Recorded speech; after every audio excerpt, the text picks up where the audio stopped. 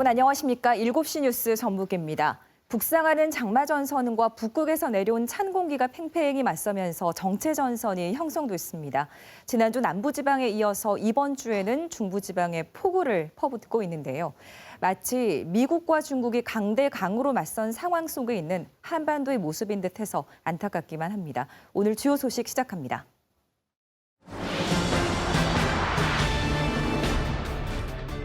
중부지방은 기록적인 폭우로 피해가 속출하고 있는 반면 전북을 비롯한 남부지방은 폭염이 기승입니다. 전북 곳곳에서 이틀째 열대야 현상도 이어졌는데 무더위는 내일도 계속될 전망입니다. 정읍과 임실, 순창 등 유기견 보호소들이 잇따라 부실 논란을 빚고 있습니다.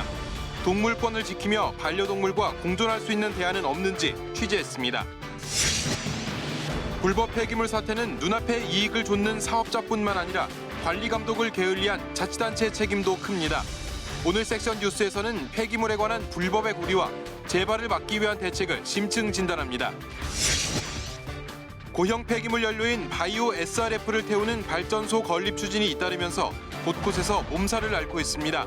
유해물질 배출 논란 탓인데 14K에서 집중적으로 다룹니다. 서울, 경기 등 중부지방에 오늘도 기록적인 폭우가 쏟아져 피해가 잇따랐는데요. 전북을 비롯한 남부지방은 폭염이 전북 지역에는 닷새째 폭염주의보가 발효 중입니다. 한주연 기자입니다.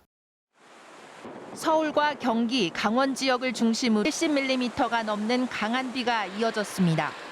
지난 이틀에 따라 500mm에 가까운 많은 비가 내렸습니다. 이어진 집중호우로 중부지방에서 20여 명이 숨지거나 실종됐습니다.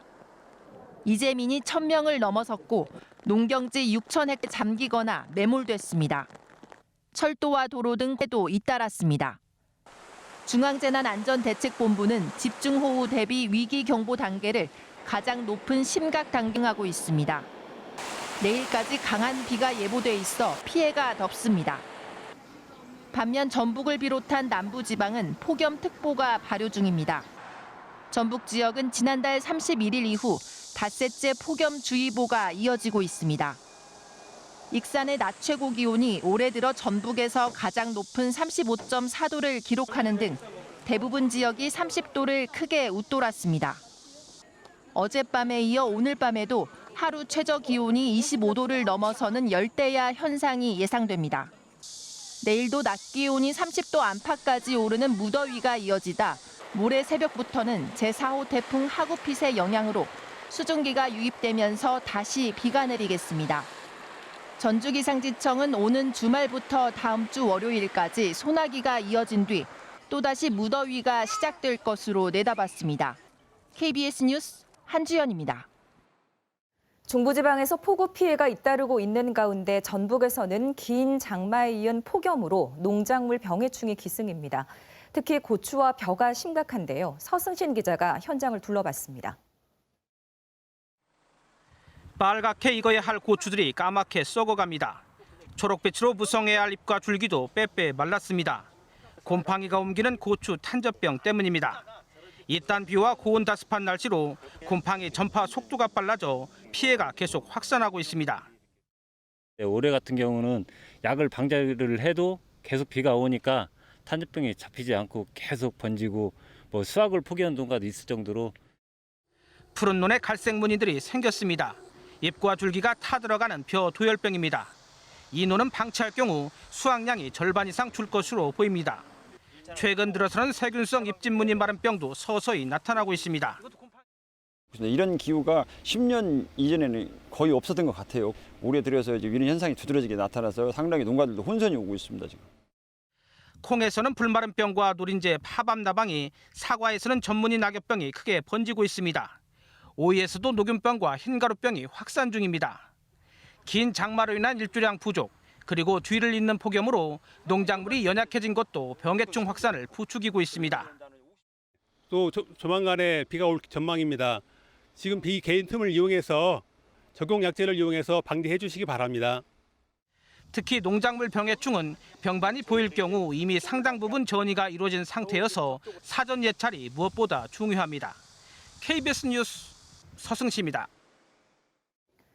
코로나19로 비정규직 일자리는 더 큰 타격을 입었습니다. 정부의 공공부문 비정규직 정규직 전환 과정에서도 잡음이 끊이질 않고 있는데요. 그동안 전북 지역에는 비정규직 노동자를 지원할 이렇다 할 기관이 없었는데 오늘 문을 열었습니다. 진유민 기자의 보도입니다. 전북도청 출입구를 가로막은 대형 화단. 도청 직원과 경찰까지 동원돼 청사 봉쇄는 20여일간 이어졌습니다. 민주노총이 도청의 시설 미화 노동자들의 정규직 전환에 따른 처우 개선을 놓고 도지사 면담을 요구하다 빚어진 충돌입니다. 가까스로 합의했지만 노동단체는 전라북도가 여전히 약속을 지키지 않는다며 반발하고 있습니다. 비정규직 노동자의 권리를 보장하고 근무 환경을 개선하기 위한 지원센터가 문을 열었습니다. 먼저 전북 지역 비정규직 규모와 직종 등 정확한 실태를 파악하고 노무 상담과 법률 구제 등을 무료로 지원할 예정입니다. 현황 파악과 또 실태 조사들을 통해서 현 실태들을 전라북도가 제대로 인식한다면 거기에 따른 맞춤 정책이 나올 수 있다, 이렇게 보고 있습니다. 스마트폰 앱을 기반으로 한 대리운전과 배달기사 등 다양해지는 고용 형태에 맞는 지원이 이루어져야 한다는 목소리도 높습니다. 명칭에 국한될 게 아니라 열악한 처우에 있는 노동자들이라면 좀 더 포괄적으로 지원할 수 있는 그런 역할들을 해야 되고, 지난해 기준으로 전북의 비정규직 노동자는 전체 노동자의 45%로 전국 최고 수준입니다. 특수고용직 등 실제 통계에 잡히지 않는 노동자까지 합산하면 열악한 환경에 처해 있는 노동자들이 더 많을 것으로 추산됩니다. KBS 뉴스 진유민입니다. 정읍과 임실, 순창 등 전북 지역 곳곳에서 유기견 보호소의 부실 운영 실태가 잇따라 드러나고 있습니다. 동물보호단체 등의 비판이 이어지자 전라북도가 결국 개선책을 내놓았습니다. 조선우 기자입니다. 유기견을 개농장에 넘겨버리고 처리 비용만 타는 정읍의 유기견 보호소. 보호소라고 하기 어려울 정도로 외딴 곳에 녹슬고 더러운 철창만 덩그러니 놓인 곳도 있습니다. 그동안 동물단체가 목격한 전북 지역 유기견 보호소의 민낯입니다. 장마가 끝나고 이제 한때 학볕이 될 때는 그곳에서 어떻게 지낼 수가 있어요? 그야말로 전혀 외부에 보호가 없는. 문제가 불거지자 전라북도는 유기견 보호소를 직접 운영하겠다는 방침을 세웠습니다. 인구가 적고 수의사도 부족한 지역을 한 권역으로 묶어 거점 보호소를 만들 계획입니다. 동물보호센터 운영 방안 개선을 위한 TA팀을 좀 구성을 해서 향후 시설이나 관리 상황에 대해서 좀 진단을 하고 또 개선 방안에 대해서 논의를 좀. 유기견 입양을 늘리기 위해 동물보호단체를 유기견 보호소 관리에 적극 참여시키기로 했습니다. 업무를 맡으시는 분들은 생명에 대한 존중, 이게 다른 업무보다는 좀 달라야 되는데 그런 것을 촉구할 수 있는 이번 미팅은 좋은 기회였고, 최근 1년 동안 전북 지역에서 버려진 유기견은 8천여 마리. 주인에게 버림받은 유기견이 2번 상처받지 않도록 꼼꼼한 후속 대책이 시급합니다. KBS 뉴스 조선우입니다.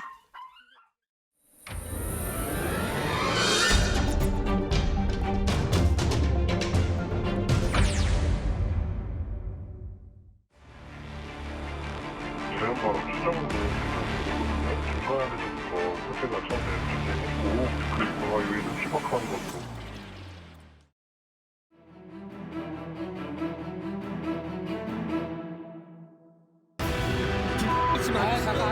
부산에 방어하셨습니까?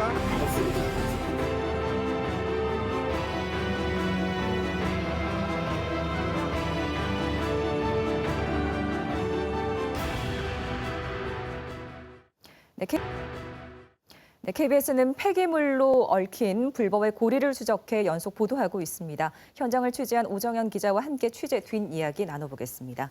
네, 오정현 기자, 앞선 영상을 통해서 지금까지 보도된 내용 짧게나마 살펴볼 수가 있었습니다. 일단 폐기물 화재로 이 사건이 좀 드러났죠. 네, 그렇습니다. 지난 4월과 6월이었고 군산에 있는 공장 2곳에서 잇따라 불이 났습니다.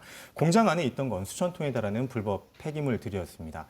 자, 지금 화면으로 장면이 나갈 텐데 불을 끈 뒤에 드러난 폐기물 장면이 화면으로 나가고 있습니다. 이 한 화면으로는 모두 담을 수 없을 정도로 실제로 엄청난 양이었습니다. 네. 이 공장 2곳을 빌린 임차인은 40대의 김모 씨였고 불이 났을 땐 이미 도주한 뒤였습니다. 네, 자, 저희가 앞서서 보도를 해드렸지만 이 김 씨가 결국에는 붙잡혔잖아요. 구체적으로 어떤 일들을 좀 벌인 건가요? 네, 취재진은 군산에 쌓인 이 불법 폐기물이 어떻게 군산으로 왔고 또 이 불법의 고리가 어떻게 시작이 됐는지 추적했습니다. 그러던 중 충북 진천에서도 같은 일이 벌어진 걸 밝혀냈는데 네. 놀랍게도 이 사건에 바로 김 씨가 연루돼 있었습니다. 김 씨는 수배 중인 상황에서 새로운 공장을 또 빌려서 다시 범행을 이어가고 있었던 겁니다. 도주 5개월 만에 붙잡힌 김 씨는 폐기물 브로커와 짜고 이 범행을 계속해왔다고 털어놨습니다. 중간 브로커가 폐기물 업체를 상대로 영업을 해서 폐기물을 떼오면 이걸 김 씨에게 넘겼고 또 김 씨는 공장에 차곡차곡 쌓다가 공장 주인의 눈치를 채거나 혹은 이 공장에 모두 차고 나면 그대로 달아나는 식입니다. 네. 폐기물 브로커와 폐기물 업체 그리고 김 씨까지 불법의 고리로 연결이 됐던 겁니다. 범행 무대도 한 곳이 아니었습니다. 군산뿐 아니라 이 김 씨가 붙잡힌 충북 진천 그리고 전남 영암까지 폐기물 만여 톤을 버려온 게 취재 결과 드러났습니다. 네, 굉장히 조직적이었다 이렇게 볼 수밖에 없는데요. 폐기물 불법 투기와 방치 이런 문제가 최근 몇 년 동안 계속 발생하고 있는 것으로 알고 있습니다. 이유 어디에 있을까요? 네, 복합적이지만 이 쓰레기 처리길이 막히면서 처리 비용이 크게 든 게 근본적인 원인으로 꼽히고 있습니다. 중국이 폐기물 수입을 금지했고 또 필리핀으로 불법 수출됐던 폐기물이 평택항으로 되돌아오기도 했죠. 이 시기 우리 정부는 미세먼지 등을 이유로 환경 규제를 크게 강화했고 이렇게 되면서 처분시설, 그러니까 소각장 같은 시설은 더 들어서기 힘들게 됐습니다. 결국 대한민국 땅에 폐기물이 쌓여가는데 이걸 처리할 방법은 줄어든 겁니다. 네. 이렇게 되니까 처리 단가가 급등했습니다. 2018년엔 쓰레기 1톤을 태우는데 대략 18만 원 정도가 들었는데 이듬해, 그러니까 지난해에는 26만 원까지 뛰었고 최근까지 24만 원 정도를 유지하고 있습니다. 네. 비용이 급등하니까 결국 업자들이 이 쓰레기산을 그냥 두고 달아나는 일들이 벌어지게 됐고 반대로 이런 상황을 불법 투기를 통해 돈벌이 삼는 브로커들이 계속 생기면서 이 불법 폐기물 문제가 이어지고 있는 겁니다. 네, 그래서 결국에는 정부가 직접 나서서 이 불법 폐기물들을 모두 치우겠다 이렇게 좀 밝혔죠. 네, 그게 바로 지난해인데요. 네. 앞서 보던 리포트에서도 짧게나마 언급을 했습니다만 지난해 경북 의성에 있는 쓰레기산을 CNN이 집중 보도하면서 국제적인 망신을 샀습니다. 그러자 대통령이 나서서 방안을 강구하라 이렇게 지시를 했는데요. 그렇게 나온 방안이 일단 행정 대집행입니다. 나라가 일단 쓰레기를 치우고 그리고 투기한 자, 또 방치한 자에게 구상권을 청구하는 식입니다. 당연히 큰 돈이 드는데 지난해 폐기물 처리 예산이 499억 5천만 원이나 됩니다. 네. 문제는 이 돈을 회수하기가 쉽지 않다는 겁니다. 전라북도를 기준으로 보면 작년에 국비와 그리고 도비 또 시군비를 합쳐서 7,600만 원 정도를 들여서 이 행정 대집행을 했습니다. 그런데 네. 이 구상권 청구로 비용이 징수된 건 단 한 건도 없습니다. 네. 대부분 재산을 은닉하는 바람에 압류를 건 대상은 자동차 한두 대에 그치고 있는 겁니다. 네. 이렇게 되면 불법 폐기물과 함께 혈세는 그대로 매몰될 수밖에 없습니다. 네, 참 안타까운데요. 불법 폐기물과 관련한 처벌이 최근에 조금 강화됐다죠? 네, 최근 폐기물관리법 개정안이 시행됐습니다. 주요 내용은 이렇습니다. 폐기물 배출자가 이걸 처리하도록 누군가에게 위탁을 맡기면 이게 제대로 처리가 되는지 끝까지 살피도록 했습니다. 만약 폐기물이 중간에 불법으로 흘러들게 되면 배출자 역시 책임을 지도록 한 건데 2년 이하 징역 또는 2천만 원 이하 벌금형에 처해질 수 있습니다. 네. 또 지시를 받고 단순히 불법 폐기물을 옮긴 이 운반자도 처벌을 받게 됐습니다. 그동안 이들은 법에 맞게 처리를 했다. 제대로 처리가 되는 줄 알았다. 단순히 옮겼을 뿐이다. 라고 네. 잡아떼면 마땅히 처벌할 근거가 없었는데 이제는 이들에게 주의 의무를 지도록 해서 고의뿐만 아니라 중과실로 불법 폐기물을 옮기다가 적발이 되면 역시 2년 이하 징역 또는 2천만 원 이하 벌금을 물리도록 했습니다. 네, 변명의 여지가 이제 없어 보입니다. 오정현 기자 잘 들었습니다. 네, 수은 같은 중금속이 가득한 형광등은 사용하고 난 뒤에 잘 처리해야 하죠. 주민들로부터 애써 수거한 형광등을 보관 단계에서 엉터리로 관리하고 있어서 지자체의 대책이 시급하다고 합니다. 이지현 기자입니다. 아파트 쓰레기장 폐형광등 수거함입니다. 수은과 화학물질로 채워진 형광등이 깨지지 않도록 각별히 신경 쓴 건데 정작 수거 뒤에는 관리가 잘 되지 않고 있습니다. 재활용품을 처리하는 전주 리사이클링타운. 폐형광등 전문 처리 업체에 보내기 전까지 손상 없이 보관하는 게 중요합니다. 하지만 지붕 하나 없는 야적장에 덩그러니 쌓아만도 여기저기 깨진 형광등 투성입니다. 형광등 안에 수은은 이미 증발해버리거나 빗물과 함께 토양과 하천으로 흘러듭니다. 형광등 한 개에 들어있는 기체 상태의 수은은 10에서 20mg으로 소량만 흡입하거나 피부에 닿아도 중독 위험이 큽니다. 물로 이렇게 돌아가지고 이게 또 이 물로 뭐 농사도 짓고 이게 그러면 거기에 대한 뉴스가 더 많아서. 하지만 리사이클링타운 측은 폐형광등은 재활용 위탁 항목에 없고 전주시 부탁으로 보관만 할 뿐이라며 책임을 피합니다. 처음에 상의할 때 폐형광등 부분은 없었던 내용이 되기 때문에 저희로서는 원래 없는 업무 과업이라고 생각합니다. 전주시 입장은 조금 다릅니다. 폐형광등 역시 재활용품으로 위탁 처리 물품에 포함된다면서도 수 누출을 막는 시설을 서둘러 짓겠다는 겁니다. 가정에서부터 조심조심 애써 거둬들인 형광등을 허술하게 관리하면서 토양과 하천, 사람까지 위협하고 있습니다. KBS 뉴스 이재현입니다.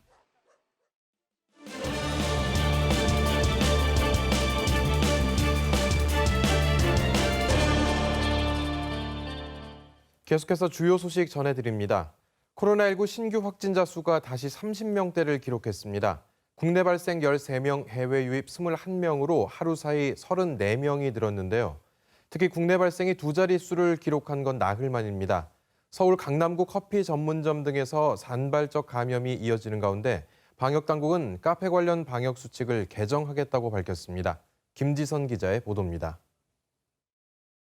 오늘 0시 기준으로 서울 지역 코로나19 확진자가 9명 늘어난 가운데 서울에서 12번째 사망자가 나왔습니다. 서울시는 코로나19 확진 판정을 받은 90대가 어제 사망했다고 밝혔습니다. 사망자는 기저질환이 있었고 지난달 21일 확진 판정을 받고 격리 치료를 받아왔습니다. 서울시는 최근 각종 모임을 통한 지역사회 전파 사례가 계속 발생하고 있다면서 특히 어르신들은 밀폐, 밀집된 장소에선 모임을 삼가달라고 요청했습니다. 또 본격적인 여름방학과 휴가철을 맞아 실내에선 항상 마스크를 착용하고 휴게소, 식당 등에 머무는 시간은 최소화해야 한다고 강조했습니다. 서울 강남구 커피 전문점 등에서 산발적 감염이 이어지는 가운데 방역당국은 카페 관련 방역 수칙을 개정하겠다고 밝혔습니다. 방역당국은 카페에 들어오자마자 대부분 마스크를 벗는 상황인 만큼 주문할 때까지는 마스크를 착용하는 것이 실천되도록 하겠다고 설명했습니다. 또 최근 격리 대상자인 베트남인들이 잇따라 임시생활시설에서 탈출하자 정부는 해당 베트남인 4명에 대해 모두 출국 조치를 내리고 보안 조치를 강화하겠다고 밝혔습니다. 한편 코로나19 확진자나 자가 격리자도 12월 3일에 치러지는 수능 시험에 응시할 수 있게 됐습니다. 단 확진 판정을 받은 수험생은 격리 중인 병원이나 생활치료시설에서 수능을 치르고 자가격리 수험생은 일반 시험장과 분리된 별도의 장소로 이동해 시험을 보게 됩니다. KBS 뉴스 김지선입니다. 미국과 중국 간 갈등이 가열되는 가운데 중국이 미국의 동맹국인 한국의 입국 제한 조치를 완화하고 한중 간 우호를 강조하며 관계 강화에 나섰습니다. 베이징 정부 소식통 등에 따르면 중국 정부는 내일부터 취업, 유학 목적으로 중국을 방문하거나 유효한 거류증을 가진 한국인들의 비자 신청을 받기로 한 것으로 알려졌습니다. 이에 따라 주한 중국 대사관과 각 총영사관은 내일부터 비자 신청을 받을 예정입니다. 이는 연내로 예정된 시진핑 중국 국가주석의 방한을 위해서라도 한국에 대해 입국 제한을 풀어야 하기 때문으로 분석됩니다. 코로나19 여파로 잠정 연기됐던 전국 태권도 대회가 오는 10일부터 무주 태권도원에서 열립니다. 진학을 앞둔 중3과 고3 1,200여 명이 참가해 10일부터 엿새 동안은 제50회 협회장기 전국 단체 대항 태권도 대회가 16일부터 사흘 동안은 제17회 대한 태권도 협회장배 전국 태권도 품새 대회가 치러집니다. 이번 대회는 코로나19 확산을 막기 위해 선수단과 심판만 경기장에 입장합니다. 정부가 서울 노원구 태릉 골프장 부지 등 신규 택지를 발굴해 수도권에 총 13만 2천 가구를 추가로 공급하기로 했습니다. 또 공공재개발과 재건축의 경우 용적률을 500%까지 올리고 층고 제한을 50층까지 완화하기로 했습니다. 천효정 기자입니다.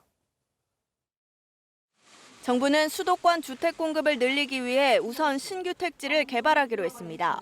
이번에 신규 택지로 선정된 곳은 서울 노원구의 태릉골프장과 용산 캠프킴, 과천 정부청사, 그리고 서울 서초구의 국립외교원과 서울지방조달청 부지 등입니다. 정부는 이 부지를 이용해 3만 3천 호를 신규 공급하겠다고 밝혔습니다. 또한 공공재개발과 재건축 사업에서 용적률을 300에서 500%까지 올리고 층수도 50층까지 올릴 수 있도록 했습니다. 이런 규제 완화를 통해 2만 4천 호를 추가로 공급할 수 있을 것으로 정부는 내다봤습니다. 다만 민간이 요구해온 분양가 상한제 면제는 이번 대책에 포함되지 않았습니다. 기존 사업 고밀화가 적용되는 곳은 현재 진행 중인 3기 신도시, 그리고 서울의료원과 용산 정비창 등 개발 예정 부지입니다. 정부는 당초 3만 가구로 예정됐던 3기 신도시의 사전 청약 물량도 6만 가구로 늘리고 뉴타운 해제 지역에 대해서도 공공이 참여해 재개발 사업을 적극 추진하기로 했습니다. 이렇게 해서 7만 호를 더 늘릴 계획입니다. 또 노후 공공임대 사업을 재정비하고 유휴 공간을 활용하는 등 도시 규제를 완화해 5천 호를 더 공급합니다. 정부는 이번 공급 대책 발표로 부동산 가격이 상승하지 않도록 철저히 모니터링하고 필요할 경우 토지거래 허가 구역을 추가 지정하는 등 대응하겠다고 밝혔습니다. KBS 뉴스 천유정입니다. 강제징용 피해자에 대한 대법원 배상 판결을 거부하고 있는 일본 전범기업의 국내 자산 압류 절차가 사실상 마무리돼 오늘부터는 본격적인 현금화가 가능해집니다. 일본 제철 측은 이에 대해 납득하기 어렵다면서 즉시 항고하겠다고 밝혔습니다. 백인성 기자의 보도입니다.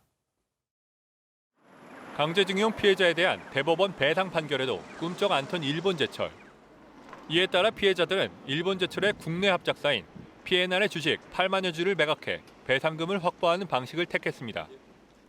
자산 매각 단계는 상대가 마음대로 처분할 수 없도록 하는 압류와 자산을 실제 돈으로 바꾸는 현금화 순서로 이뤄집니다. 대구지법 포항지원은 자산 매각 첫 단계로 지난 6월 주식에 대한 압류 결정을 일본 제철 측에 공시 송달하는 결정을 내렸습니다. 공시 송달이란 재판 서류가 실제 도착하지 않아도 당사자에게 전달된 걸로 간주하는 건데 오늘 0시가 기한이었습니다. 압류 절차가 끝나는 오늘부터는 본격적인 주식 현금화가 가능하다는 의미입니다. 주식에 대한 가치 감정, 또 상대인 일본 제철의 의견을 받는 과정 등을 거쳐 법원이 매각 명령 결정을 하게 됩니다. 하지만 법원이 최대한 신중히 모든 절차를 밟겠다는 입장인 만큼 의견을 묻는 신문서나 매각 명령 결정도 최소 2개월이 걸리는 공시 송달로 진행될 가능성이 큽니다. 매각명령 신청도 지금 공시송달로 가야 되지 않을까. 연내는 좀 어렵다고 저도 보고 있습니다. 일본 제철은 압류 명령의 공시 송달에 대해 즉시 항고를 하겠다고 밝혔습니다. 공시 송달의 효력 발생을 막아보겠다는 취지입니다.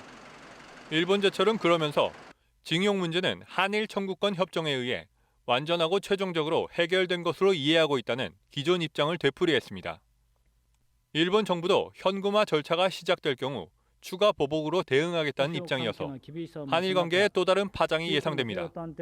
KBS 뉴스 백인성입니다. 트럼프 대통령이 마이크로소프트사가 추진하는 중국의 인기 동영상 틱톡의 인수에 제동을 걸지 않겠다고 밝혔습니다. 단 시한은 45일로 제한했습니다. 안보 문제로 퇴출 의사를 밝힌 데서 급선회한 건데 그 이유가 뭔지 워싱턴 서지영 특파원이 전해드립니다. 중국의 인기 동영상 플랫폼 틱톡 퇴출을 압박해온 트럼프 대통령이 틱톡과 마이크로소프트와의 매각 협상에 제동을 걸지 않겠다고 밝혔습니다. I don't mind if whether it's Microsoft or somebody else, a big company, a secure company, very American company buy it. 틱톡 인수 협상 시한은 45일로 제한했습니다. 트럼프 대통령이 이달 1일부터 틱톡 사용을 금지하겠다고 밝힌 행정명령 조치를 9월 15일까지 미루겠다는 뜻으로 풀이됩니다. 미국이 틱톡의 매각을 가능하게 할 것이며 매각 시 수익의 일부가 미 국고로 들어와야 한다고 주장하기도 했습니다. 앞서 트럼프 행정부는 틱톡이 미국민의 개인정보를 중국 공산당에 넘겨 안보에 위협을 줄 수 있다며 제재를 예고해왔습니다. 또 트럼프 대통령은 마이크로소프트의 틱톡 인수 추진에도 기업을 사고 파는 문제가 아니라며 강경 입장을 보였습니다. 그런데 미국 기업이 인수할 수 있다는 입장으로 선회한 배경에는 10대 표심이 작용했다고 뉴욕타임스는 분석했습니다. 실제로 마이크로소프트 인수에 제동이 걸렸다는 소식에 틱톡의 주 사용층인 10대를 중심으로 반발이 거셉니다. 일부는 캐나다 주소로 접속해 틱톡을 계속 쓰자는 해시태그 운동을 벌이고 있습니다. 이들 가운데 상당수는 투표가 가능한 연령층입니다. 한편에선 트럼프 특유의 협상 방식이라는 평가도 있습니다. 워싱턴 소식통은 트럼프 대통령이 틱톡을 벼랑 끝으로 몰아붙인 뒤 협상에 유리한 고지를 조성해줬다고 말했습니다. 마이크로소프트 측은 성명에서 철저한 보안 검토를 통해 미국에 적절한 경제적 이익이 제공될 수 있도록 노력하겠다고 밝혔습니다. 협상이 극적으로 타결될 경우 트럼프 대통령이 이를 자신의 치적 중 하나로 내세울 가능성이 높아 보입니다. 워싱턴에서 KBS 뉴스 서지영입니다. 지역 시민단체들이 김제시 의회 의장에 대한 주민 소환과 공익소송을 추진하고 있습니다. 시민단체들은 온주현 의장이 시의회를 비정상적으로 이끌어 김제 시민에게 상처를 안긴 책임을 묻겠다고 밝혔습니다. 한편 김제시 선거관리위원회는 지난달 16일 의원직을 박탈당한 유진우 전 의원의 지역구 보궐선거를 치르지 않기로 했습니다. 또 뒤이어 제명된 여성시 의원의 비례대표직도 승계자가 없어 김제시 의회는 남은 임기 동안 의원 12명으로 운영됩니다. 전북에서 처음으로 미혼모자 가족 복지시설인 기쁨의 하우스가 익산에 문을 열었습니다. 이곳은 상담실과 생활실, 공동 육아실 등을 갖추고 미혼의 임산부와 출산 후 6개월 미만의 자녀가 있는 미혼모를 대상으로 출산과 산후조리, 경제적 자립 등을 지원할 예정입니다.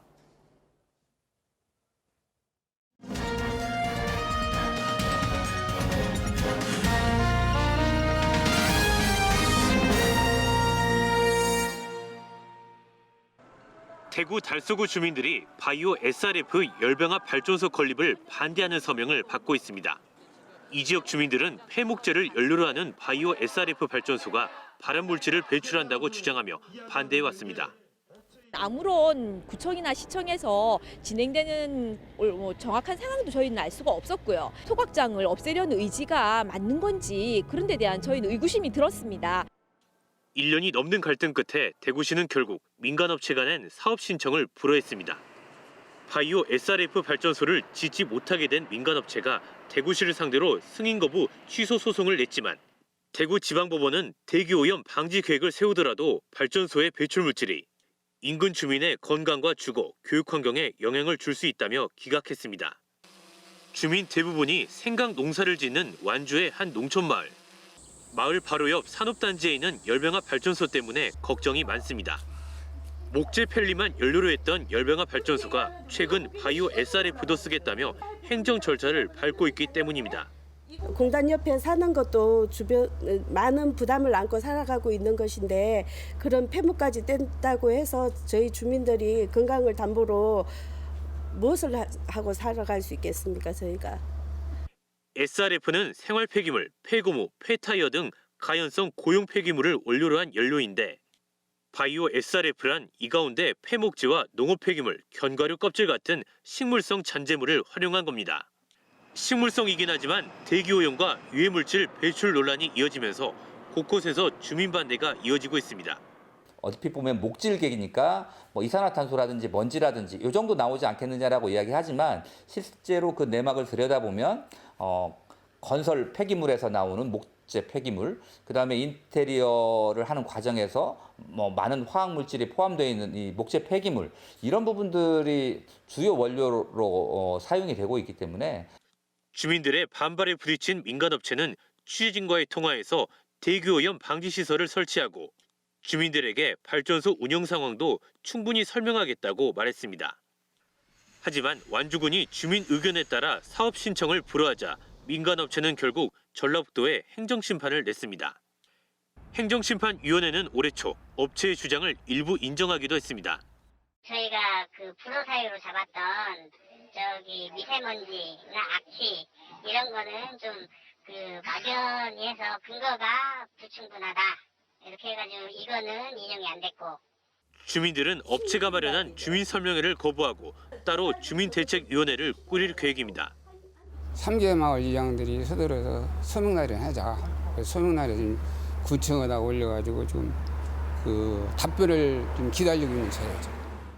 바이오 SRF를 둘러싼 환경오염 논란에 조용했던 농촌마을이 큰 혼란을 겪고 있습니다. KBS 뉴스 박웅입니다. 시군 동서남북 14K 순서입니다.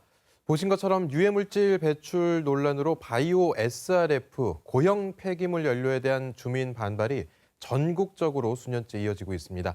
이정현 환경운동연합 사무부총장과 함께 이 내용 자세히 짚어보겠습니다. 부총장님 어서 오십시오. 예, 안녕하십니까. 예, 일단 오늘 좀 짚어봐야 될 게 바이오 SRF입니다. 예, 근데 예. 보통 바이오가 앞에 붙으면 굉장히 친환경적인 그런 그렇습니다. 생각이 먼저 드는데 예, 예. 그런데 바이오 SRF, 고형 폐기물 연료 같은 경우는 주민들이 좀 반발을 하고 있습니다. 예, 예. 이게 뭐 그럼 일단 SRF는 무엇이고 예. 바이오 SRF는 무엇이고 예. 좀 설명을 좀 해주셔야 될 것 같아요. 일단 예. SRF는 쓰레기로 만든 고형 연료다 이렇게 보시면 되고요. 예. 이 연료를 태워서 열과 스팀을 생산하는 대형 보일러를 돌리거나 아니면 이거를 스팀을 얻어서 발전기를 돌려서 전기를 생산하는 데 사용을 하게 되는데요. 예. 실제로 우리가 이제 분리배출한다고 내놓는 비닐이라든지 플라스틱 이게 재활용이 한 절반도 안 되거든요. 예. 이런 부분들이 이제 태워지거나 뭐 폐타이어, 폐목재, 폐가구 뭐 이런 탈 수 있는 모든 것들을 그냥 뭐 일반적으로 소각하지 않고 자원화시키겠다고 하는 취지로 예. 만들어진 게 SRF인데요. 바이오 SRF는 말 그대로 목질개입니다. 그래서 순수한 우드 펠릿이라든지 이런 것과는 분리가 되어 있는데요. 바이오 SRF도 오염 물질들이 포함이 되어 있기 때문에 예. 여기에서 발생하는 대기 오염 물질에 대한 주민들의 우려가 크다 이렇게 보시면 됩니다. 예. 좀 전에 이제 말씀해 주신 것 중에 순수 목재 펠릿이랑 좀 다르다. 예, 예. 그러면은 이제 뭐 북미나 유럽 같은 경우는 순수 목재 펠릿 같은 경우는 이제 앞으로 좀 사용해야 될 연료 예, 예. 이렇게 좀 비중 있게 주목을 받고 있는데 예. 그럼 이게 바이오 SRF랑은 아예 좀 다른 건가요? 어떻게 비교해 볼 수 있을까요? 일단 뭐 가장 큰 차이점은 예. 그러니까 유해 물질에 얼마만큼 오염이 되어 있느냐로 보시면 될 것 같습니다. 그러니까 보통 우리가 말하는 목재 펠릿, 예. 우드 펠릿 이런 부분들은 순수하게 나무 조각이라든지 나무 부스러기라든지 예. 나뭇가지라든지 이런 것들을 만들기 때문에 쉽게 말하면 장작불 태울 때처럼 뭐 예. 먼지가 나온다거나 이산화탄소가 나오게 돼 있는데요. 예. 실제 바이오 SRF 같은 경우는 우리가 이제 그 뭐 인테리어를 하게 되면 뭐 니스 칠을 한다거나 페인트 예. 칠을 한다거나 아니면 여러 가지 이제 뭐 본드라든지 이런 접착 물품을 만들어서 합성목을 만들지 않습니까? 예. 이런 부분들이 상당 부분이기 때문에 연료라고 하는 측면에서 놓고 보면 품질 기준이 굉장히 낮은 거다라고 보시면 될 것 같습니다. 그리고 실제로 이제 이거를 바이오 SRF에서 우드 펠릿, 그러니까 목질개를 많이 태우면 좋은데 예. 이게 이제 시장 논리로 보면 가격 차이가 상당히 크게 납니다. 그러니까 폐목재라든지 이런 부분들은 톤당 3만 원이면 사용해서 쓸 수가 있는데 목질개 예. 같은 경우는 7만 원에서 12만 원 정도가 되니까요. 아무래도 업주 입장에서는 값싼 싼거 폐목재나 사서 좀 쓰고 싶은 폐가구를 마음이 쓰려고 들겠네요. 하는 예. 그러다 보니까 이윤에 앞서다 보니까 시민의 안전은 뒷전으로 밀려나는 그런 상황입니다. 그러면은 이제 바이오 SRF를 사용할 경우에는 좀 다른 오염 물질이 나오게 된다 이렇게 예. 보고 있는 건데 그러면은 뭐 다른 일반 발전소, 열병합 발전소나 예. 일반 목재를 태웠을 때라든지 예. 뭐 좀 비교해 볼 수 있도록 좀 말씀해 주실 수 있다면 어떻게 볼까요? 최근에 이제 바이오 SRF가 발전 시설의 연료로 많이 사용이 되거든요. 예. 근데 이제 발전소 하면은 석탄 화력이잖아요. 예. 석탄 화력은 미세먼지도 많이 나오고 질소산화물도 많이 나오고 수은도 많이 나와서 가장 오염 물질을 많이 배출하는 시설로 알려져 있는데요. 예. 실제로 이 SRF 시설은 이 석탄 화력에 비해서 이산화탄소가 2.6배, 질소산화물은 3배, 수은이나 납은 6배 정도 나오고 있는데요. 예. 실제 이제 이거는 이제 일반 SRF고요. 예. 바이오 SRF는 이제 요거하고 바로 비교하기는 어려운데 앞서 말씀했던 목재 펠릿 발전소하고 비교를 하게 되면 예. 황이 한 10배 이상 나오고요. 납은 중금속이잖아요. 납은 예. 발암물질인데 10배, 그다음에 크롬 같은 경우는 7배 정도가 더 높게 나온다는 것이 국립산림과학원의 연구 결과이기도 합니다. 아니 단순히 수치만 봐도 오염 물질이 많이 배출되는 걸로 추정을 해볼 수가 있는데 예. 그럼 이 바이오 SRF 같은 고형 폐기물 연료 기준을 조금 강력하게 잡아가지고 예. 좀 사용하게 하는 것은 안 되나 이런 생각도 좀 단순히 해보는데 기준을 4년 전에 좀 개정한 걸로 알고 있거든요. 예. 예. 이 쓰레기 고형 연료는 한편으로는 자원 순환이라고 하는 측면에서는 필요하긴 하죠. 예. 근데 이게 또 한편으로는 쓰레기이기 때문에 이것들을 처리하는 과정이라든지 이 연료의 품질은 법적으로 아주 깐깐하게 관리를 좀 해야 되는데요. 실제 원래 이게 한 4가지 종류로 관리가 됐었습니다. 성상에 따라서 플라스틱, 목질개, 뭐 폐타이어 이렇게 나눠가지고 관리하던 거를 박근혜 정부 들어서면서 요거를 SRF 성형과 비성형, 그러니까 단단하게 만든 거 아니면 잘린 부스러기까지 살 수 있도록 이거를 규제를 완화를 시켜줍니다. 2013년에 그랬고요. 이러면서 SRF 발전소가 우후죽순 늘어났습니다. 그리고 2016년도에 원래는 10cm 이하로 잘게 잘라서 성상별로 분류해서 나와야 되는데 이 부분들을 10cm 이상도 사용할 수 있도록 하게 되었습니다. 이제 문재인 정부 들어서서 이 SRF를 신재생에너지에서 제외하고 그래서 정부 지원을 줄이는 이런 계획이 들어가긴 했습니다만 여전히 코로나19 이후에 이제 계속 이 폐기물이 늘어나지 않습니까? 그래서 정부가 최근 들어서 혹시 규제를 완화하려고 하는 거 아니냐 이런 움직임도 사실상 있기는 합니다. 그러니까 이제 말씀대로 이 바이오 SRF를 활용하는 시설이 늘고 있는 추세였던 거죠. 지금 전체적으로 SRF, 그러니까 보일러나 발전 시설로 사용하는 게 전국적으로 141개소인데요. 이 중에 바이오 SRF가 58개소로 41%를 차지하고 있습니다. 그리고 대부분 이 바이오 SRF 시설의 문제는 뭐냐면 대규모 시설입니다. 그러니까 우드 펠릿을 일부 같이 사용한다고 하더라도 발전량이 많고 사용하는 원료가 많기 때문에 대기오염 배출 총량이 다른 SRF에 비해서 훨씬 많기 때문에 더 우려하는 지점들이 있다고 보시면 될 것 같습니다.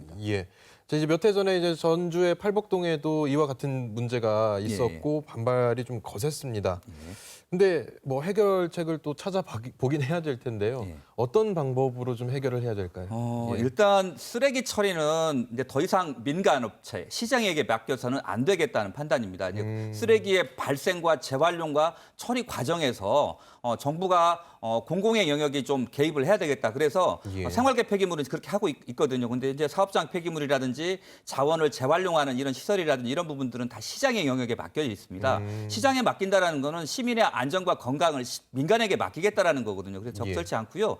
발생하는 쓰레기는 반드시 지역에서 처리한다는 원칙, 사업장 폐기물도 생활계 폐기물과 같이 환경영향 평가라든지 주변 환경 영향 조사를 받아야 된다라는 거, 그리고 반드시 주민 설명회를 거치고 주민 동의를 거쳐서 이런 시설들이 들어올 때만이 이 폐기물 처리 시설로 인한 주민들의 수용성도 높아지고 여기에서 발생하는 대기오염 물질도 크게 줄어들 거라고 생각합니다. 알겠습니다. 오늘 말씀 여기까지 듣겠습니다. 고맙습니다. 감사합니다.